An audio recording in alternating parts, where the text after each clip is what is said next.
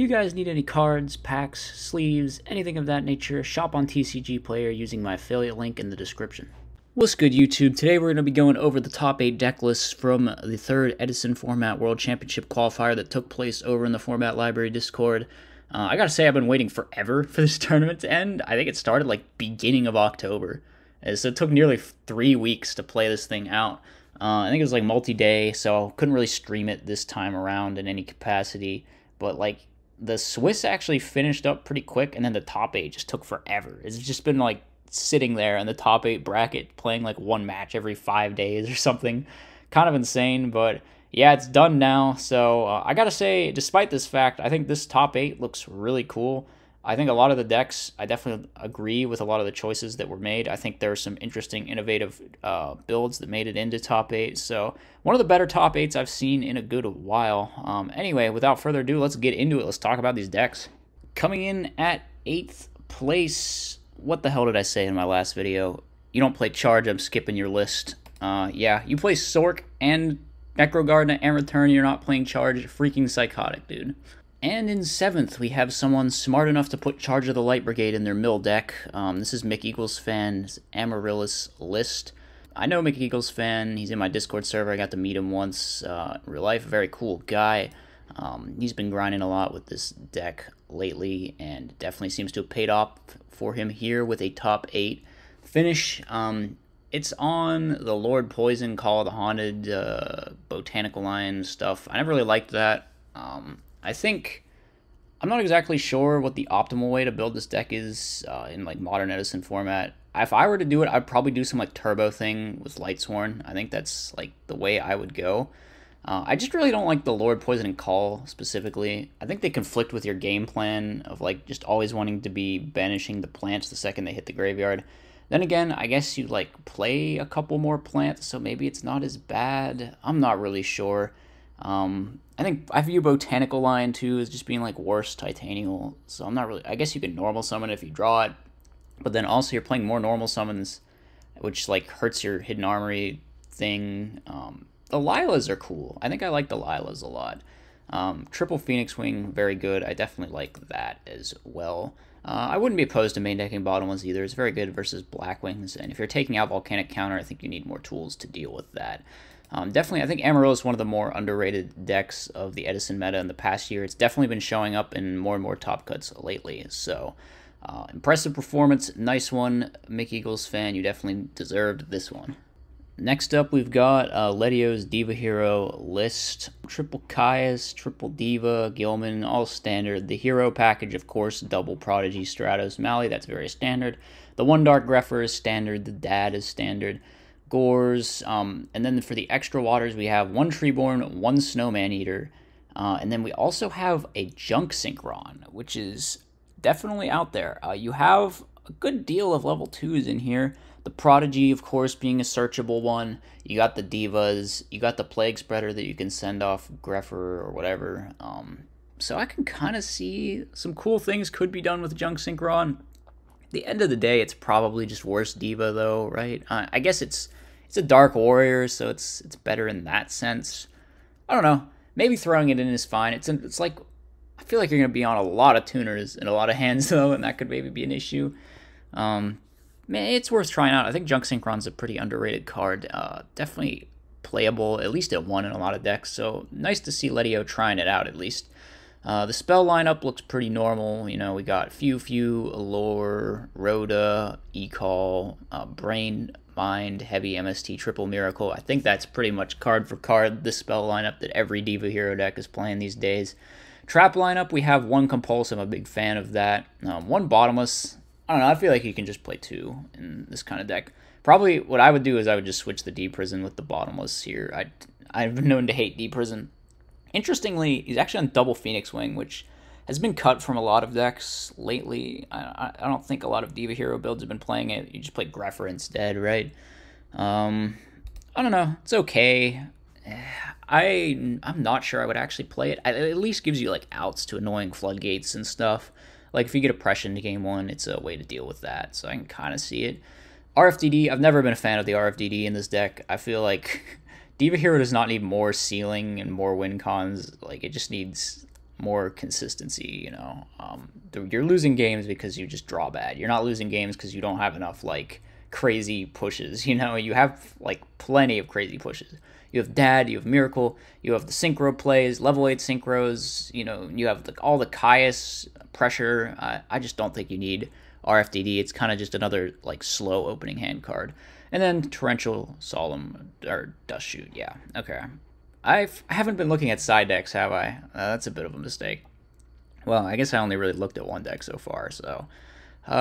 What is it? Double Dyna Vanities. I hate seeing combinations of Dyna and Vanities. I don't even think it's bad. It just, like, hurts my OCD, you know? Only one DDV? I feel like you could probably side two. Maybe. I don't know.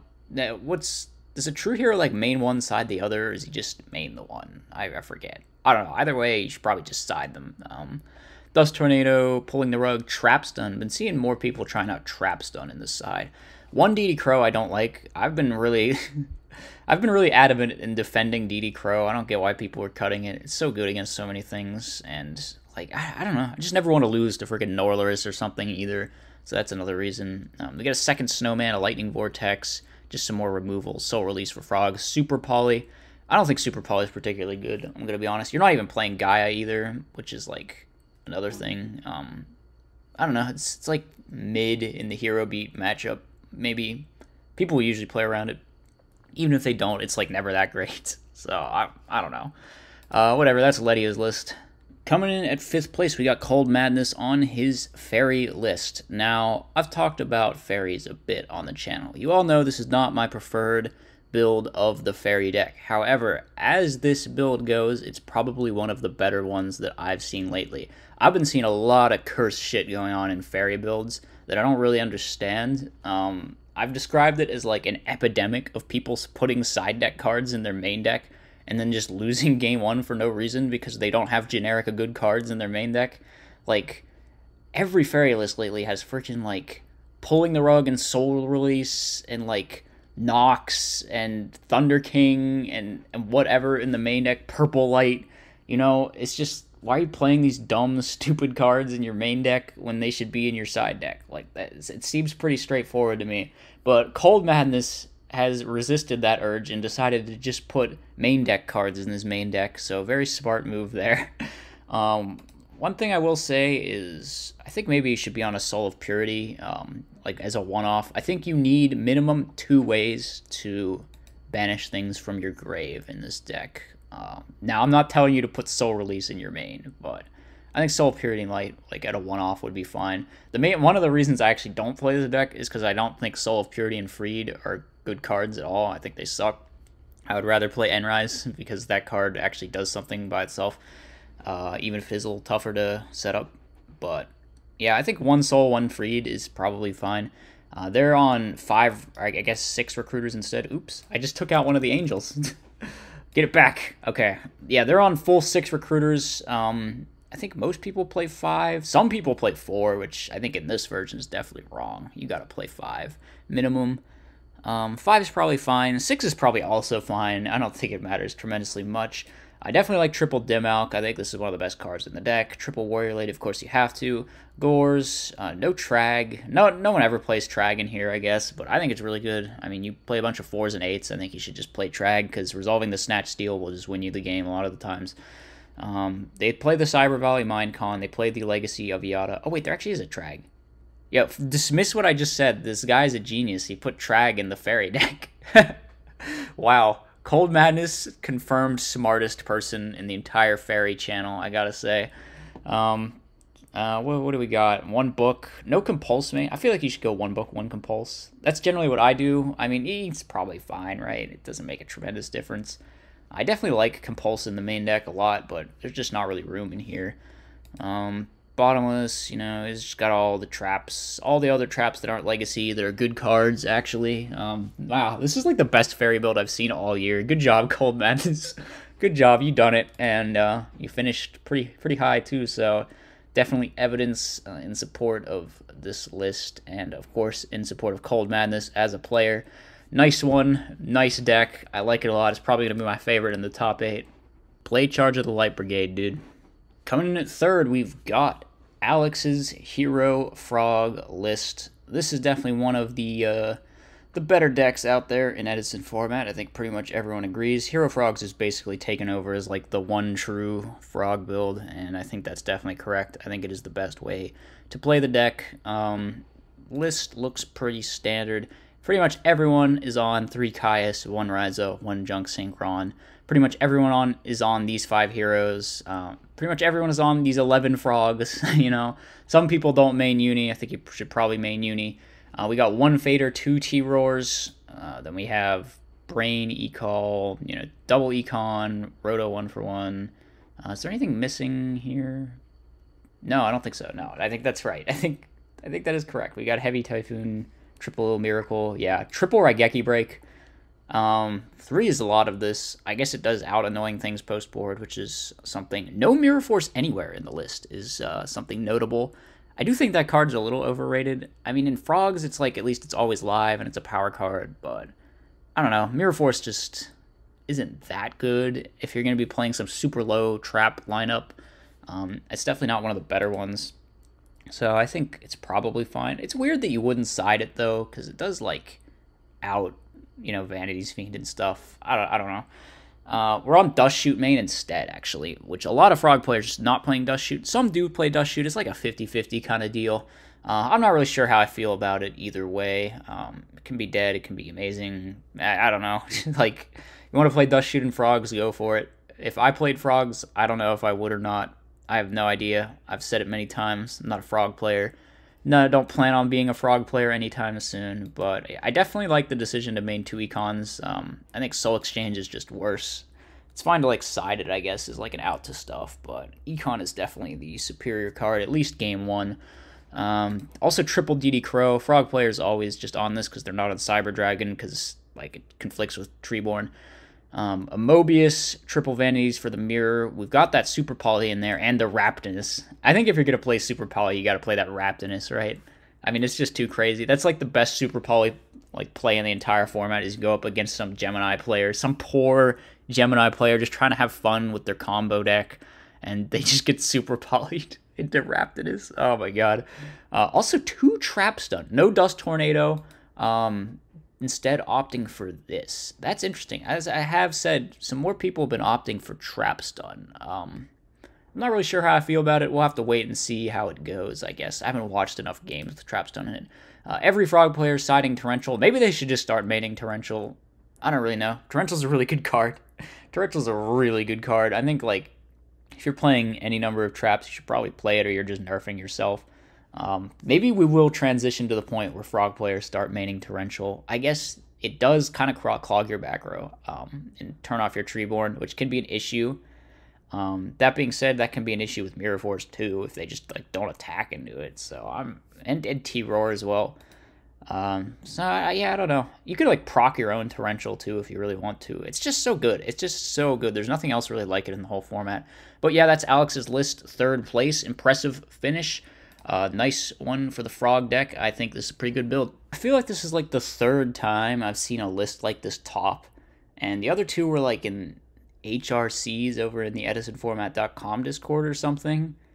But is this the same guy? Is there some just like crazy person out there playing the weirdest Frog list ever, which keeps topping these things? I don't know. I don't know what's going on anymore. But we've got 9 Monarchs. Bro just has one plan, which is summon Monarch. We are on triple creature swap, triple soul exchange, triple econ. How exactly did...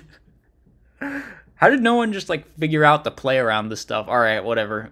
This somehow top this.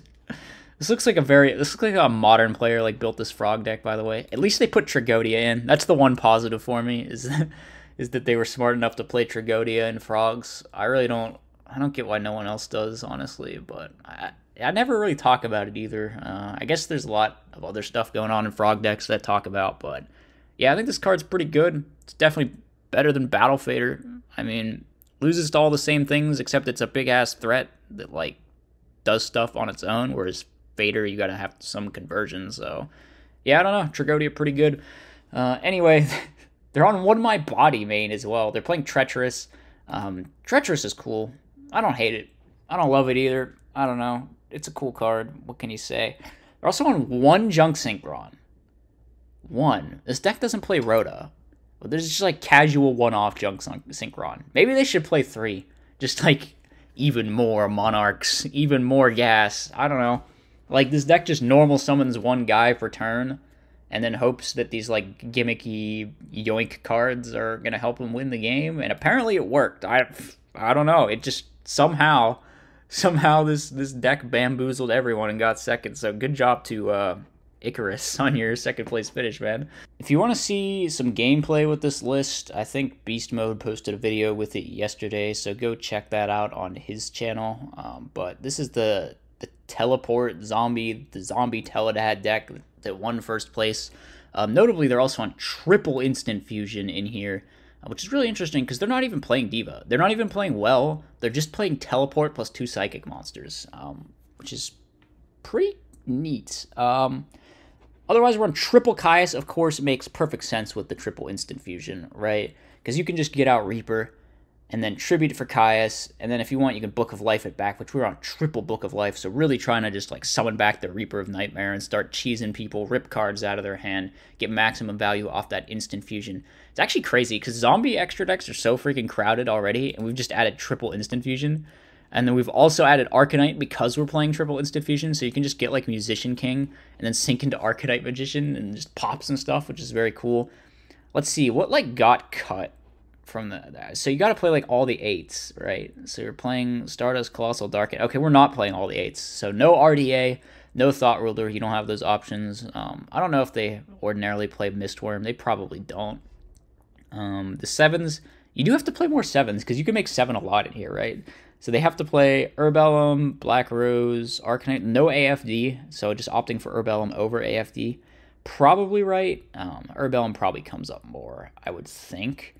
And then the 6s, they're just on all the 6s. 1, 2, 3, 4, 5 level 6s. At least they're not playing stupid Gaianite. I do not get why zombie players play that card. There's just like always a better monster you can make than Gaianite, I think, in every situation. But yeah, I don't know how this extra deck got pieced together. It's got to be the most crowded thing ever. They're on 41, which is a little bit cursed. 1 D-Prison, that's the first card coming out for me. I hate this card with a passion. 1 Phoenix Wing, that's a real awkward ratio. Maybe it worked out for them. I don't know. I think you don't even need to... This is kind of like Diva Hero, where I'm not really sure you even need to play Phoenix Wing, especially since like you have Zombie Master and Brionic that you're making all the time, too. You have a lot of discard outlets. Do you really need Phoenix Wing? Like... Yeah, I'm not sure. The other trap's pretty normal. We got the Dust Shoot, Call, Bottomless, Mirror, Solemn, Torrential, RFTD. Zombies always play those cards. The spells, we got all the staples as well. Also, Mind Control. Zombie, I think usually, sometimes, I'm not sure, maybe like 50-50 plays this card. I forget. It might depend. If you're on like the triple Diva build, you for sure play Mindcon, right? But this one... You got Teleport, you got these 2, you got Plague. You can probably get away with Mindcon just fine. The zombie lineup, we're on triple Turtle, double Goblin. We're actually on a Tomato, so instead of 2 and 2, we're playing 3 and 1. I think Turtle is the better recruiter between Tomato and Turtle. I think zombie players should all just be maxing out on Turtle, so I definitely agree with this decision. But yeah, really cool list. Definitely interesting. I think this was a pretty good top 8, actually. I mean, a lot of diversity, a couple, like... cool, different sort of ideas made it into Top Cut as well. So definitely a solid top 8 in my opinion. Alright, that's going to close out the video. Let me know what you thought in the comment section. Don't bitch at me about the Charge of the Light Brigade stuff. I've made my position perfectly clear on that, and I'm not changing my mind. So, yeah, that's going to be it for today. Peace out, YouTube. As always, be sure to like, comment, and subscribe. Furthermore, if you enjoy my content, you should think about becoming a channel member. You get access to tons of bonus content, and it's a great way to help support the channel.